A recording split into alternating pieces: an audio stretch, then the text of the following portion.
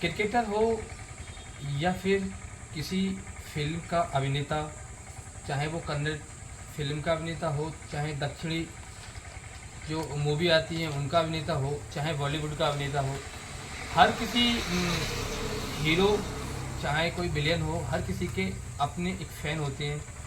बाजी फ़ैन इतना ज़्यादा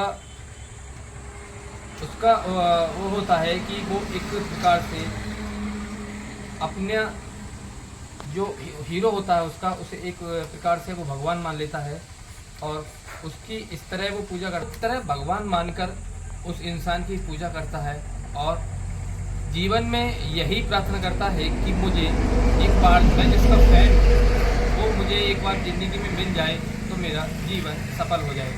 ऐसे ही एक व्यक्ति की कहानी, जो एक कन्नड़ एक्टर, उसका वो फ़ैन होता है और किस तरह अपने फ़ैन की वो हत्या कराता है और हत्या कराकर जो उसका शव होता है वो नाली में फेंक देता है। तो राम राम, आदाब, नमस्कार, सत श्री अकाल। मैं तरुण ठाकुर सच्ची घटना लेकर उपस्थित हूँ। ये सच्ची घटना है, बेंगलुरु में एक जगह पड़ती है और चित्रदुर्ग से ही कुछ दूरी पर एक दक्षिण भारत में फिल्मों का एक अलग ही क्रेज है। लोग फिल्म स्टार को सिर्फ बेनतब चाहते नहीं बल्कि उसे प्यार भी करते हैं।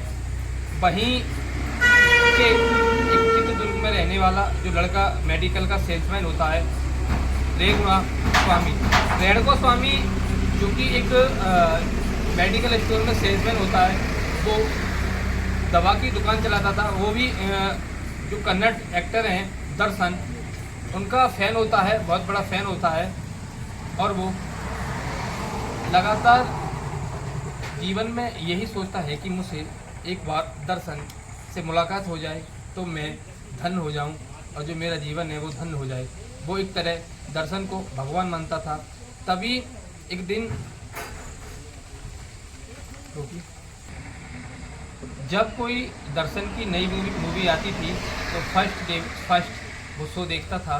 दर्शन का इतना दीवाना था कि जब उसकी शादीशुदा ज़िंदगी में एक पवित्रा गौड़ा की एंट्री होती है, वो भी एक एक्टर हैं, वो भी एक अभिनेत्री हैं, साउथ इंडियन की ही एक अभिनेत्री हैं। जैसे ही उनकी दोनों की जो ज़िंदगी में एंट्री होती है, तब जो ये रेणुका स्वामी होता है वो पवित्रा गौड़ा को, हालांकि ना तो वो दर्शन की जाति जानता था और ना ही दर्शन उसे जानते थे, ना ही वो एक दूसरे को जानते थे, लेकिन वो दर्शन का बहुत बड़ा फ़ैन था। तब एक ऐसा फ़ैन जिसने दर्शन और पवित्रा को जानते न होते भी, वो बावजूद भी रेणुका के अक्सर दुखद, वो जो रेणुका पवित्रता से लगातार वो खुंदक मानता था। वो कहता था कि अक्सर ये जो पवित्र गौड़ा है वो आखिर दर्शन के जीवन में कैसे आ रही है, क्योंकि दर्शन की तो पहले ही शादीशुदा है, शादीशुदा उसकी पत्नी भी है, वो कैसे आ रही है। तभी वो सोशल मीडिया पर गंदे मैसेज करने लगा और पवित्रा को गंदे मैसेज भेजना, उसे दर्शन की ज़िंदगी से दूर चले जाने की बात कहना, वो लगातार ऐसी हरकतें लगातार रोज़ करने लगा। तभी दर्शन को पता पड़ती है कि मेरा एक फ़ैन है जो रेणुका लगातार जो पवित्रता से खुंदक खाता था, वो लगातार उसके खिलाफ गंदे मैसेज भेजना और तरह तरह की बात करना कि तुम क्यों दर्शन से बात करती हो, तुम दर्शन से दूर चले जाओ। उसे ये पता नहीं था कि खुद वो एक दिन इस जो ऐसी हरकत कर रहा है उसके वजह से वो खुद अपनी जीवन लीला समाप्त कर लेगा।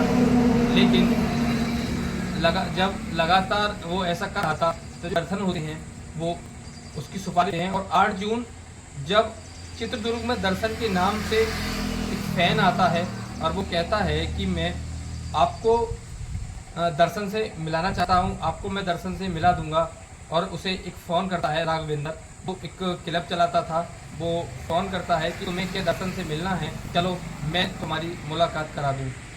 जैसे ही वो उसने फ़ोन पर एक बात सुनी तो वो लगातार खुशी के मारे पागल हो गया। वो कहने लगा कि मुझे आज मेरा जो बरसों का सपना था वो पूरा हो गया।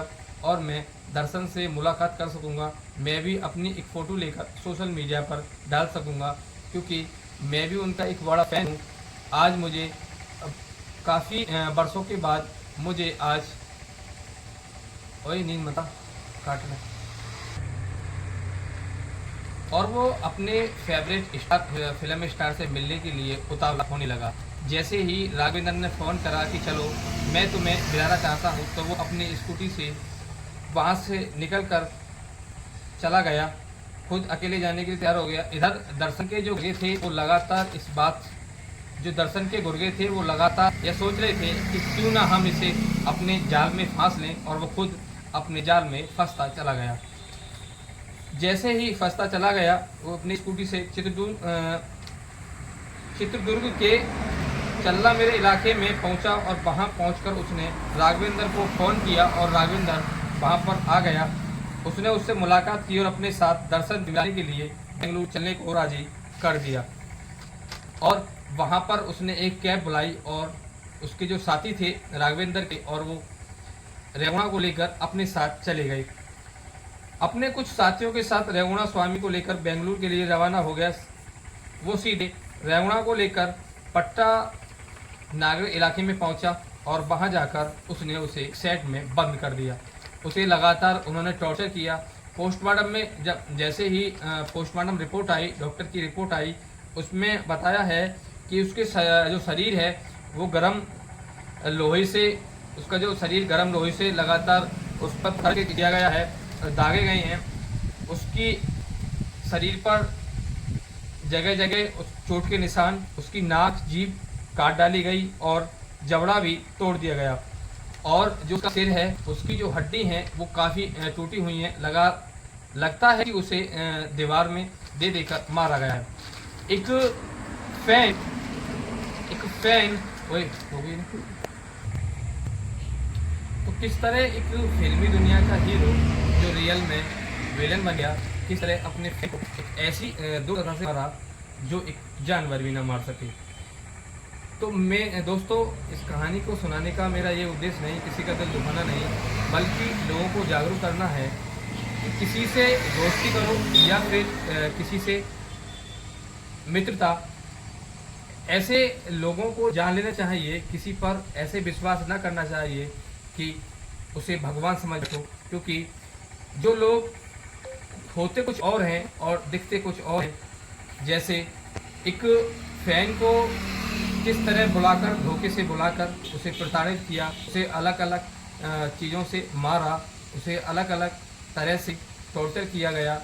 अगर डॉक्टर पोस्टमार्टम रिपोर्ट न लाते तो शायद ये केस न खुल पाता, और पुलिस इस केस को क्लोज कर देती। अगर सीसीटीवी फुटेज में राघवेंद्र रेणुका को ले जाते हुए अगर ना मिलता, तो आखिर ये केस न हो पाता।